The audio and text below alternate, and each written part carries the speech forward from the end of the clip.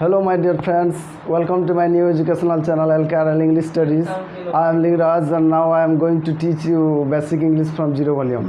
तो ये वीडियो खास से मानक पाई जो मानक कि मूलर इंग्राजी आसुना इंग्लिश पढ़ारे लिखारे डिफिकल्ट लगुच इंग्लिश रे बहुत गुड़ा प्रोब्लेम आसी तो से जो डिफिकल्ट अच्छी इंग्लिश रे जो प्रोब्लेम अच्छी से गुड़ा को दूर करने ये वीडियो माध्यम मोर गोटे छोट प्रयास। तो बेसिक इंग्लिशटा आमको कौन पाई दरकार बेसिक इंग्लिश ये दरकार जमी जीवन जीवाई खाद्य वस्त्र बासगृह दरकार सेटा आमर मौलिक आवश्यकता खाद्य वस्त्र बासगृह बिना जमी जीवन जीवा कष्टकर इंग्लिश रो बेसिक माने मूल न जानी इंग्लिश शिखा सेमती कष्टकर होता है। तो से आमको बेसिक इंग्लिश निहाती दरकार। तो आसंतु स्टार्ट करवा बेसिक इंग्लिश क्लास को। तो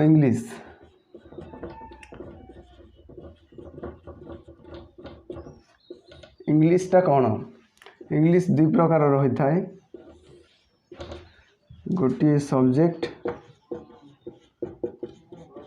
और गोटे लैंग्वेज। तो सब्जेक्ट माने विषय जोटा आम तृतीय श्रेणी पढ़ी आसचे और लैंग्वेज माने भाषा जोटा कि आम आज पर्यंत मध्य शिखा चेष्टा करना। तो आमे जमी सब्जेक्ट पढ़ू इंग्लिशटा को सब्जेक्ट अनुजाई पढ़ू तो इंग्लिश सब्जेक्ट अनुजाई पढ़िले आम पढ़ी पढ़ी पढ़ी पढ़ी आमर इंग्लिश रे इम्प्रूव हवा कथा किंतु धीरे धीरे आमर इंग्लिशटा जमी लगे टी लो हो जाउछि। तो इंग्लिश को जदि सब्जेक्ट रे पढ़ा बहुत गुड़ा प्रोब्लेम आसी था डिफिकल्ट आसी था तो से गुड़ाक कौन देखु जदि सब्जेक्ट पढ़ा आमर स्पीकिंग पावरटा जो कहवा पावरटा लो हो जाए केमिति कहीं ना से जो इंग्लिश सब्जेक्टा अच्छी प्रोनाउंसिएशन रूल न थाए उच्चारण करने जो रूल न थाए से आमको स्पीकिंग रे प्रोब्लेम आसी थाए। एवं देखो क्यों लेटर को केमिति उच्चारण करने कथा से प्रोनाउंसिएशन रूलटा न थाए। ए मनकर यहाँ सब्जेक्ट लगाई गोटे गोटे पिला पढ़ती एस यू जो मात्रा अनुजाई एस यू सु सब्जेक्ट एमती पढ़ी दिखती। आ गोटे एग्जाम्पल एवं मनकर F U T O R E यहीटा गोटे गोटे पिला पढ़ी दिखती फुटुरे किंबा फुचुरे भी पढ़ी दिखती किंतु यार करेक्ट प्रोनाउंसिएशन होची फ्यूचर। तो एमती पढ़ा कथा। तो से जेहेतु प्रोनाउंसिएशन रूल न था इंग्लिश सब्जेक्ट रे से आमको स्पीकिंग पावरटा लो हो जाए। तो स्पीकिंग पावरटा लो है आमर कौन हुए रीडिंग पावरटा मध्य कमी जाए। जदि आम पढ़ी जाना ना ताहले पढ़ा को भल लगे ना। आमर जो रीडिंग पावरटा अच्छी रीडिंग पावरटा भी कमी जाए पढ़ी न जानिले धीरे धीरे धीरे धीरे आमर इंग्लिश पढ़ारे इंटरेस्टटा कमी जाए। तापर आउ कौन असुविधा होची प्रोब्लेम होची एबे मनकर अंडरस्टैंडिंग पावर मध्य आमर कमी जाई थाए। केमिति कहीं ना ये जो इंग्लिश सब्जेक्ट रे आमर जो ग्रामर थाए grammar with logic and basic न थाए ग्रामर सहित लॉजिक आउ बेसिक नथिबार लॉजिक माने कौन जोटा कि तुमको गोटे लोक बुझेला तुम फट से जल्दी कैप्चर कर पार। तो ये जो लॉजिकटा न थाए ग्रामर रे केमिति प्रयोग करिवार कथा तापर जो ग्रामर जदि सब बुझी पारिल ना बेसिक मूलर शिखि पारिल ना तो तुम अंडरस्टैंडिंग पावर कमिज बुझा पावर कमिज बुझी पार ना तो पढ़ा को आउ इच्छा लगे ना। इंग्लिश सब्जेक्ट कौन गोटे गोटे इंग्लिश सब्जेक्ट गोटे कौन बन एमती लगे। तो आम लैंग्वेज रे कौन कौन होता है लैंग्वेज रे आमको स्पीकिंग पावर बढ़ी थाए कारण गोटे लैंग्वेज शिखा गले आमको किसी कहवाक पड़ी थाए तार केमिति कहूँ सेटा को देखा पड़ी थाए। ओडिया जमी आम शिखिले प्रोनाउंसिएशन ठीक है आम ठीक भी कहीपे तो सेमती भाव में स्पीकिंग पावर बढ़ी थाए। स्पीकिंग पावर बढ़िले आमको पढ़ा भी भल लगे जदि से प्रोनाउंसिएशन रूल जाना उच्चारण केमिति करा जाउछि तो भल लगे पढ़ापी। तो रीडिंग पावर बढ़िले आमर पढ़ापी इंटरेस्ट भी आसी थाए। तो ये लैंग्वेज रे अंडरस्टैंडिंग पावर भी आसी थाए। अंडरस्टैंडिंग पावर केमिति ना जो आम जो लांगुएज शिखु से लांगुएज शिखा द्वारा आम अंडरस्टांडिंग पावरटा बढ़ी थाए जमीती एवं गोटे लांगुएज ओडिया शिखी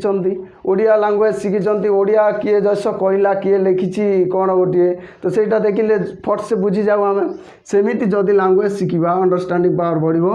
एवं आमर डाउट मध्य रहिबो नाही तो बुझी पारिबा ठीक से। तो इंग्लिश गोटे बहुत गुड़ा पिला कहते इंग्लिश गोटे subject English subject English language रे लिखा है जदि आम इंग्लिश लांगुएज न पढ़ा इंग्लिश लांगुएज न पढ़ा तो सब्जेक्ट को केमिति पढ़ा इंग्लिश लांगुएज न शिखी जदि आम सब्जेक्ट को पढ़ा इंग्लिश सब्जेक्ट को केमिति पढ़ी पार्बा आम अंडरस्टांडिंग पावर नथिले तो किसी भल लगे ना बुझी ही हेनी। तो प्रथमे इंग्लिश लांगुएज शिखा कथा मु कहूनी इंग्लिश सब्जेक्ट को पढ़नी एमती मना करूनी तो इंग्लिश लांगुएज निहाती शिखा जरूरी कहीं इंग्लिश गोटे सब्जेक्ट नुह जेमिति भावुथिल आज भाव ना जे इंग्लिश गोटे सब्जेक्ट नुह English is a language English गोटे लांगुएज। तो यही भाषा रे लांगुएज रे जेते प्रॉफिट मिलला जेते सुविधा अच्छी इंग्लिश सब्जेक्ट रे सेते सुविधा नहीं तो आज आम इंग्लिश को गोटे लांगुएज आकार रे लांगुएज अनुजाई पढ़ा। तो लांगुएज अनुजाई केमिति पढ़ा तो लांगुएज शिखा हेल्ले तार जो लांगुएज रो डेवलपमेंट रही इंग्लिश लांगुएज रो से विषय टी चर्चा करदे। लांगुएज इंग्लिश गोटे इंटरनेशनल लांगुएज अंतर्जातीय भाषा जानी थे। तो लांगुएज रो केमिति डेवलप हैला लांगुएज रो डेवलप आम बार्थ को पलि जा जन्म को गोटे छोटिया शिशुठू आरंभ करवा गोटे चित्र बनौछि बुझेबा पई आपण माननकु।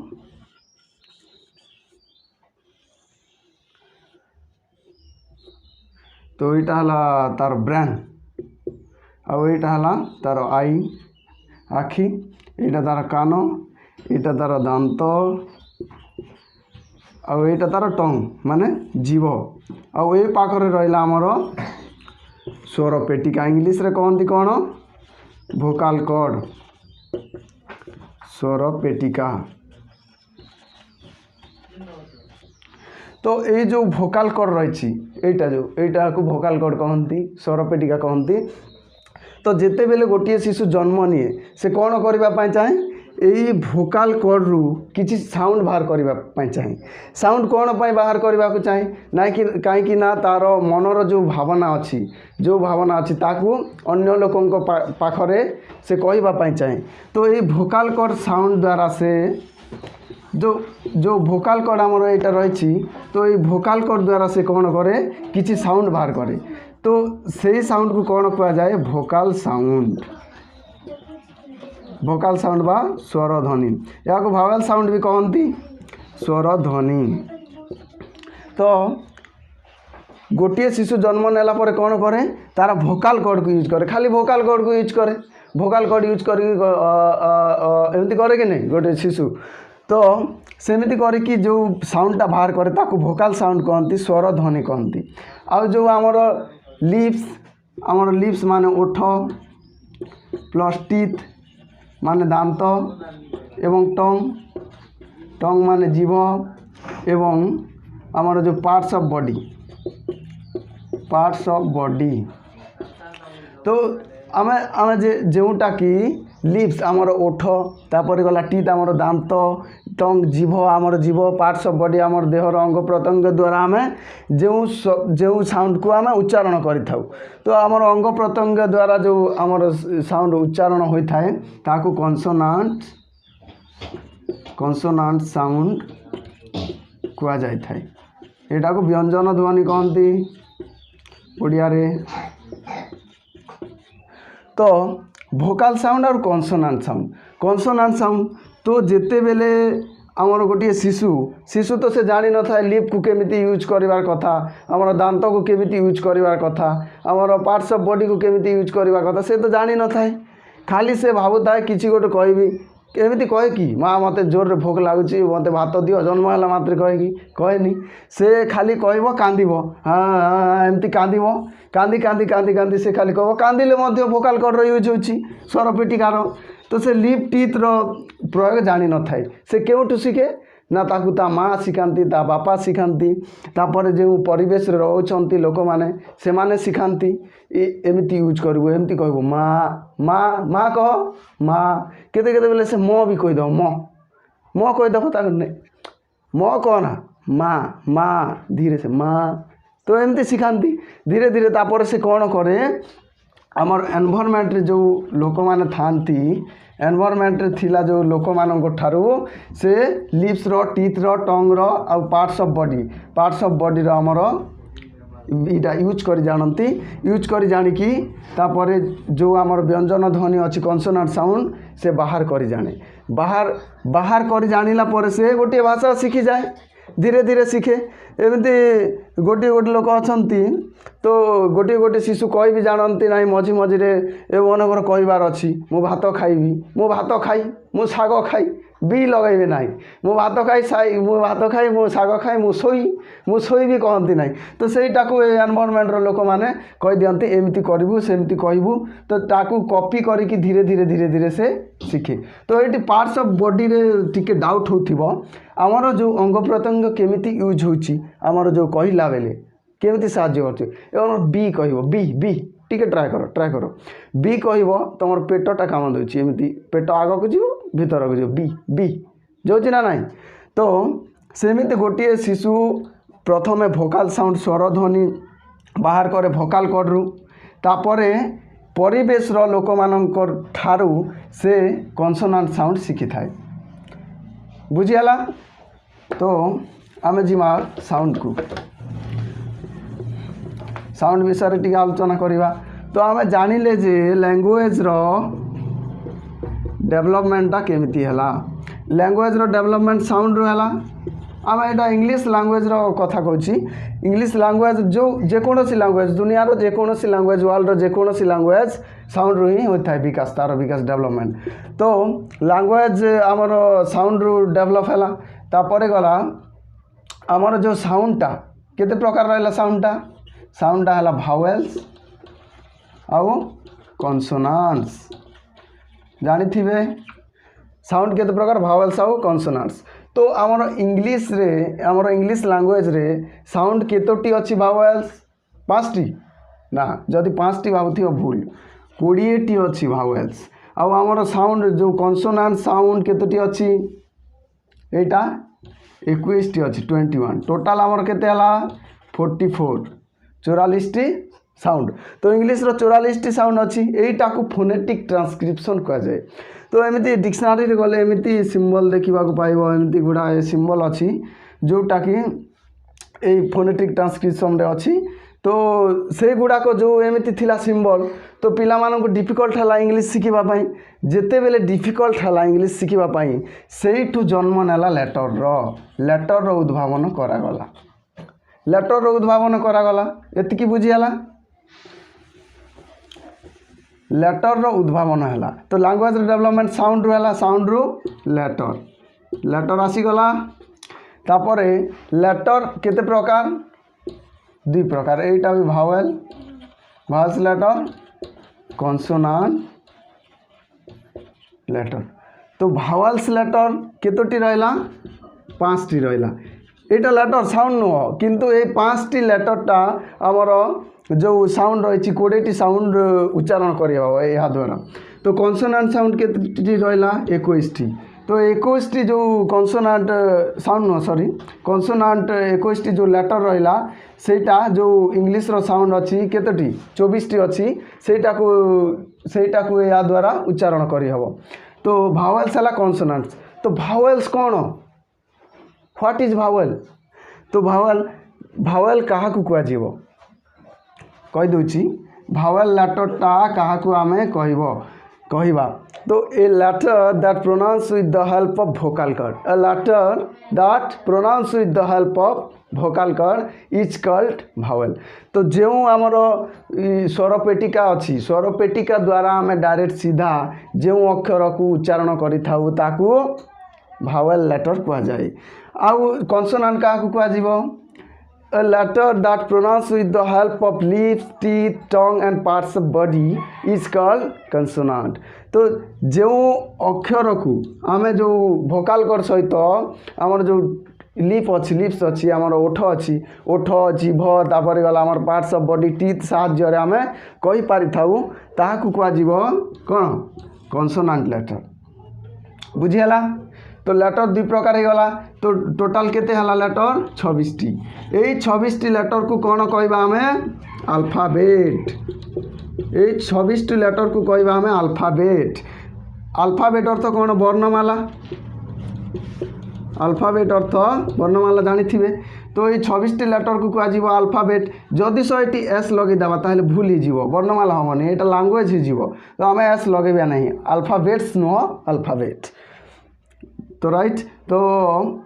कॉन्सोनेंट आउ भावेल मिसी 26 लेटर है ये 26 लेटर को अल्फाबेट कह जाए। तो अल्फाबेट क्या को कह जाए A group of letters that helps us to write a language is called alphabet. A group of letters that helps us to write a language is called alphabet. तो गोटे माने केते गुडी अक्षर गोटे गोष्ठी जहाँ जहाँ साहाय्य आम कौन करूँ गोटे लैंग्वेज माने गोटे भाषा लिखिपारू ताहाको कुआ जीव अल्फाबेट। तो बुझी गला वर्णमालाटा कौन तो वर्णमाला बुझी गला बुझी जाइथिबो। तो टिके डाउट रहे आमर कौन जो आमे बहुत बहुत बहुत गुड़ा पिला एमती करती N plus vowel letter N plus vowel letter N plus vowels जो भावेल्स लेटर गुड़ाक अच्छी आमर जो भावेल लेटर गुड़ाक अच्छी एन प्लस भावेल्स कर दियंती से माने जो जोटा कि भावेल्स लेटर जोटी अच्छी आमर जो भावेल लेटर जोटी अच्छी भावेल लेटर कि भावेल कहले भी चलो भावेल कहले तो एमती स्वर वर्ण स्वर अक्षर तो एन प्लस भावेल कहती जोटी भावेल लेटर टी अच्छी एवं मनकर एमती लिखिदेले एमती लिखिदेले तो एन एन लिखि करके एन एग तापर एन यूनिवर्सिटी एमती भी लिखि दियंती किंतु एटा रॉन्ग होता है एन प्लस भावेल होई न थाए जो आम भावेल लेटर लिखुचु सेटा होई न थाए एन ता पछरे लागे नाही काई लागे नाही केमती लागे नाही देखंतु। तो जदि आम एन प्लस यूनिवर्सिटी कर दवा ताहले रंग हो जीवो जदि आम एन प्लस अम्ब्रेला कर दवा UMBRELLA अम्ब्रेला एटा राइट हो जीवो कहीं ना एटा जो लेटर अच्छी यूनिवर्सिटी यू यूटा गोटे भावेल लेटर। तो आपण मैंने जानते भावेल लेटर पूर्वर आमर जो आर्टिकल अच्छी इंडेफिनाइट आर्टिकल आन लगाती तो सेटा भूल धारणा यू गोटे जो यू गोटे आमर भावेल लेटर हवा सत्वे यार उच्चारण होता है यू होता है यू यू माने तो लिप्स रो प्रयोग होची लिप्स रो प्रयोग माने कौन एटा गोटे कॉन्सोनेंट लेटर कॉन्सोनेंट साउंड होगला कि नहीं लिप्स रो प्रयोग होची लिप को धरिकी यू कहीदेव हो पार ना। तो यू गोटे कॉन्सोनेंट साउंड से एठारे एन लगे ना। तो कॉन्सोनेंट एटा एन कोठी लगे कॉन्सोनेंट साउंड सॉरी आमर जो भावेल पूर्वर लगे ना भावेल्स साउंड पूर्वर लगे आमर जो एनटा भावेल साउंड पूर्वर लगे एटा आमर यू जोटा कॉन्सोनेंट साउंड होची भावेल लेटर किंतु कॉन्सोनेंट साउंड तो यार साउंड अनुजाई आमर इंडेफिनाइट आर्टिकल लगा जाए। तो यू आमर जोटा कि यू आमर यू जो कॉन्सोनेंट साउंड हो जाउची सेति पई आमे लगेबा नहीं कॉन्सोनेंट साउंड पूर्वर कौन लगेबा कॉन्सोनेंट्स साउंड पूर्वर आम लगे दवा कौन ए लगेबा ए प्लस कॉन्सोनेंट साउंड। तो बुझीगला। तो ये एन कहीं लगे कहीं यार उच्चारण अ अच्छी यार यू यू माने तो कॉन्सोनेंट साउंड होगला। तो अ माने भावेल साउंड अम्ब्रेला यूम्ब्रेला कहो कि अम्ब्रेला यूम्ब्रेला नुह अम्ब्रेला। तो से जो आमर भावेल साउंड पूर्वर आम कौन करवा एन लगेगा आज जेते लोक भी थिले जेते पिला माने शिखुथिले जे भावेल लेटर पूर्वर एन लगा जाए सीटा भूल धारणा एमती करेंगे ना बुझीगला। तो भावेल्स आमर साउंड पूर्वर एन लगेबे। तो मन कर गोटे छोटियाटा कहला सार कहीं आमर एमती भावेल पूर्वर एन लगुच कन्सोनाट पूर्वर कन्सोनाट आमर पूर्वर कहीं एन लगुना भावेल साउंड पूर्वर एन लगुच कन्सोनाट साउंड पूर्वर कहीं आमर एन लगुना जदि सब एमती कहला तो ताकू गोटे लॉजिक देदेवे ये मन कर देख this is an ass this is a ass this is an ass this is a ass तो दुईटा सेंटेंस अच्छी तो यहीटा जो आस यहीटा उच्चारण होची माने यहीटा भावेल साउंड यहीटा भी आस भावेल साउंड यहीटा भावेल साउंड भी एस लिखि दोची भावेल साउंड यहीटा भी भावेल साउंड यहीटा भी भावेल साउंड। तो जानी थिबे कोनोसी भी दुनियार कोनोसी भी सेंटेंस रे आमर यहीटा गोटे भी भावेल साउंड भावेल साउंड कि नहीं तो vowel sound plus vowel sound होई न थाए सबु बेले ताहा रंग हम भावेल साउंड पर भावेल साउंड आसीबो नहीं लागिकी आसीबो नहीं सेइति पई जो ए vowel sound plus vowel sound जो रंग होता है जेपर रंग होता है से दिस इज एन आसला केमिति एटा गोटे भावेल साउंड एन गोटे कन्सोनाट साउंड सी लिखि दूची कन्सोनाट साउंड आउ एटा गोटे भावेल साउंड तो भावेल साउंड आउ भावेल साउंड मझे कन्सोनाट साउंड आसीगला से एटा राइट हो गला। तो vowel sound plus vowel sound केवे भी लगेबे नहीं एमती करेंगे नहीं तो this is an us Etah right हम कारण भावेल साउंड मझे गोटे कन्सोनाट साउंड रही जाइए सेमती नहीं तो से एटा ठीक है ना तो दिस इज एन आस हम दिस इज ए आस हम ना भूल हो। तो भिडियोटी जदि भल लगी आपण मानू तो निश्चय लाइक करेंगे भिडियोटी को एवं शेयर करेंगे जहाँफल अलग अलग जो स्टूडेंट्स माने अच्छी फ्रेंड्स माने अच्छी से माने भी किसी शिखिपारे एवं सब्सक्राइब करने को भूलिए ना आ बेल आइकन दबाइबा को भूलिए ना बेल आइकन दबाइले कौन हम जहाँफल आपण मोर जो न्यू वीडियो आसीबो सेटा आपण सर्वप्रथमे पाइपारे। तो thanks for your time thank very much bye bye.